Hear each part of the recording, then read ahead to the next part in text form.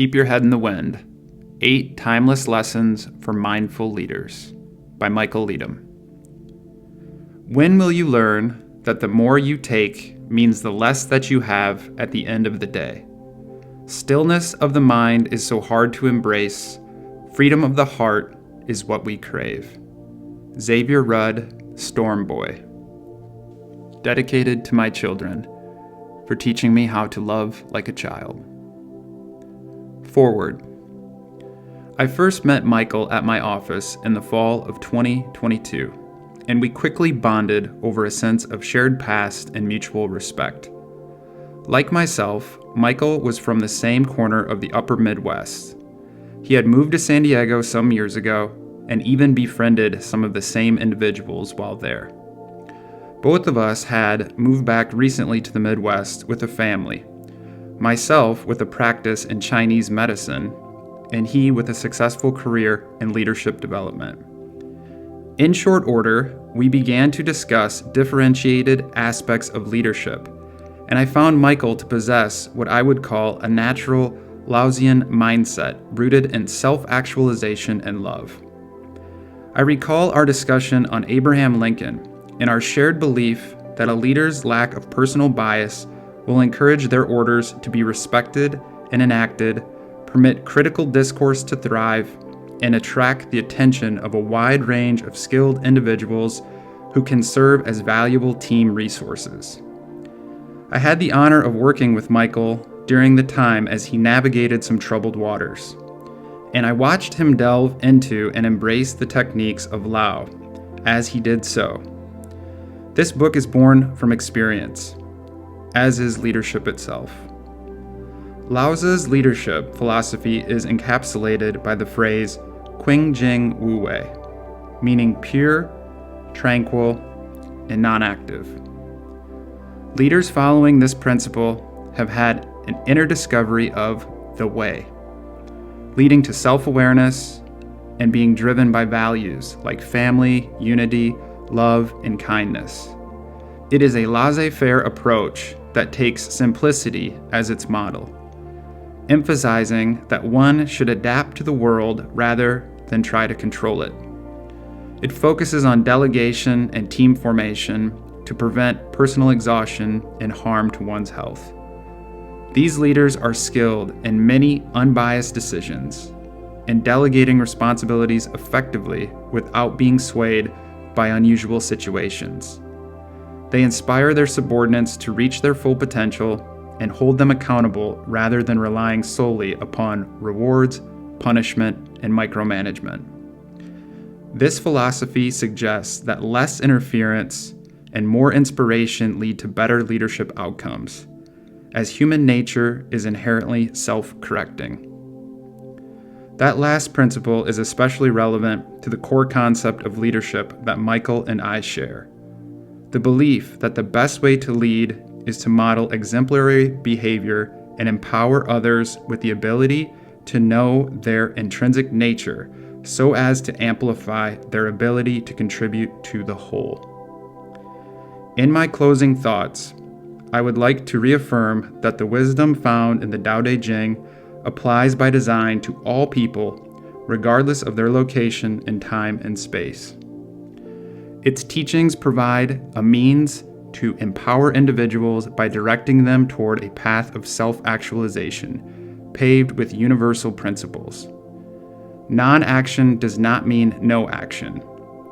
What emanates from a leader is not personal bias, but that which accords with the human heart.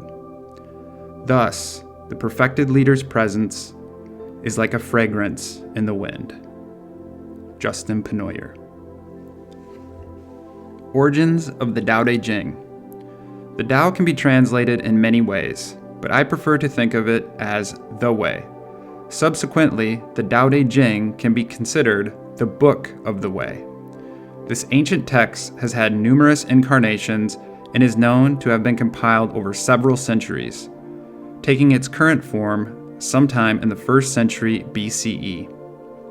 Though attributed to the mythical figure Laozi, an honorific title meaning Old Master, the Laozi represents a stream of wisdom and spiritual mindset in early Chinese culture that emphasize inward self-actualization and taking nature as the normative order of time and space. Although some may call into question the puzzling origins of the Tao Te Ching and its creator, the mystery surrounding the text is quite fitting to the core teachings within the book. Lastly, it should be noted that Keep Your Head in the Wind draws on teachings from philosophical Taoism, not religious Taoism, that arose during the Eastern Han Dynasty. Justin Penoyer. Verse 1. The Tao that can be told is not the eternal Tao. The name that can be named is not the eternal name. The Tao is both named and nameless. As nameless, it is the origin of all things. As named, it is the mother of 10,000 things. Ever desireless, one can see the mystery. Ever desiring, one sees only the manifestations. And the mystery itself is the doorway to all understanding. Last spring, I found myself feeling like a stranger in a familiar place. I was in eastern Iowa, attending a high school graduation party just a few blocks from the house I grew up in. For the past 18 years, I traveled hundreds of thousands of miles for school, work, and leisure. I had observed a lot and learned even more. In the past, I experienced a sense of nostalgia for being home. But this time was different. Instead of just a short visit, my family had moved back to the area for good and found ourselves with a heightened need for connection. As reality set in, I realized that some of the roots and relationships that once held strong needed new nourishment. While waving, smiling, and making pleasantries at the party, I began to feel lost and anxious. I hadn't been in touch, nor kept up with all the major events that had transpired in the lives of those I used to know. I was also struggling mentally and emotionally at that time, navigating some big changes in my life. I was in desperate need of a new creative spark for my career. It had been nearly 4 years since the publication of my first book, Catching Leadership, and I knew I had more to give, but what? Surveying the party on that sunny and serene evening, a friendly face came into my periphery. It was Tim, a dear friend and high school classmate of mine. A big smile of excitement lit up on his face when I walked over to say hi. We started catching up and making small talk, which proved to be a little bit of a challenge as I chased my toddler daughter around in the front yard. Tim didn't mind my periodic hiatuses.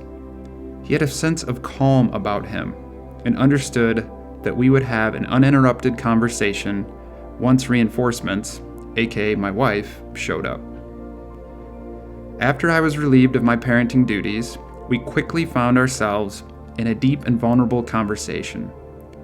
I shared with Tim some of the hardships I was facing in my business, the transition into parenthood, and other stressors that were weighing heavily on my mind.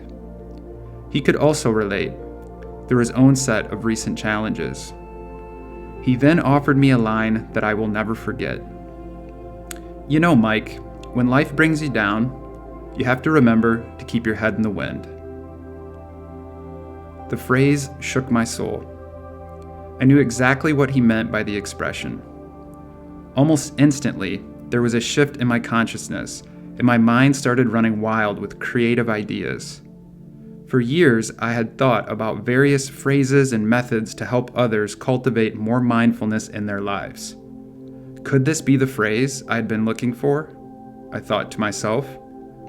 What made Tim's comment so appealing to me is that on the surface it seems counterintuitive or paradoxical. Get your head out of the clouds. Always have a plan. Don't be an airhead could easily be some of the negative connotations associated with the phrase. Viewed in a different light, the phrase, keep your head in the wind, can be thought of as an ongoing mindfulness practice. It invites stillness, observation, and acceptance of elements you cannot control. It also serves as a mantra for allowing thoughts and events to come and go without judgment to promote greater resilience. The beautiful layers of the phrase may have eluded some that night, but to me it was a spontaneous gift. All I had to do was bring it to life. In the months ahead, keep your head in the wind would serve as a compass, guiding me out of a state of worry into a state of flow. The writing would prove to be therapeutic and help me outlast the storms that were yet to come. Author's disclaimer.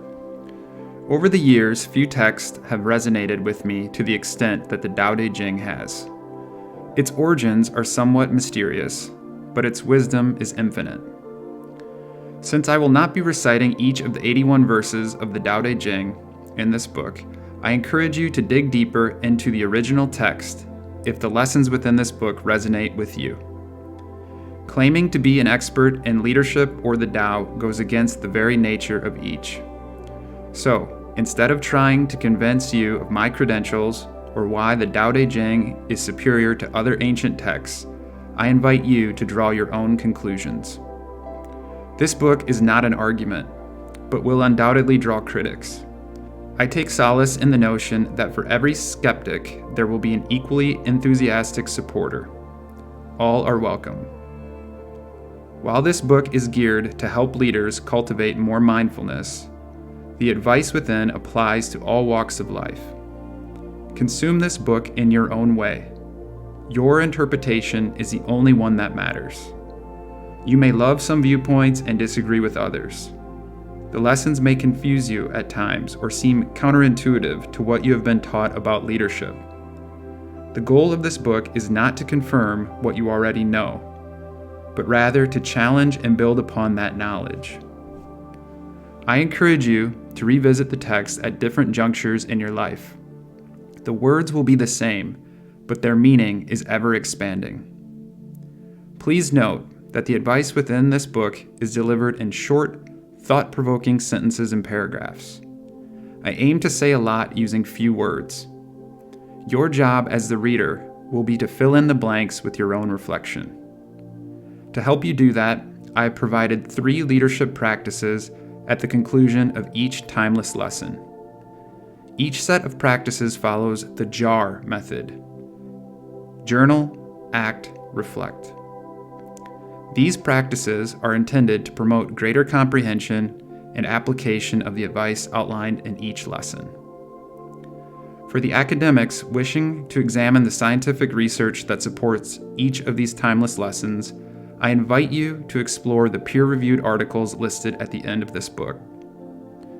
Lastly, it is worth noting that there is a spiritual component to this text, so please interpret the lessons through your own philosophical or religious lens. I am confident that you will find the similarities between ideologies. Now, let the winds of curiosity sweep you into a beautiful place of introspection.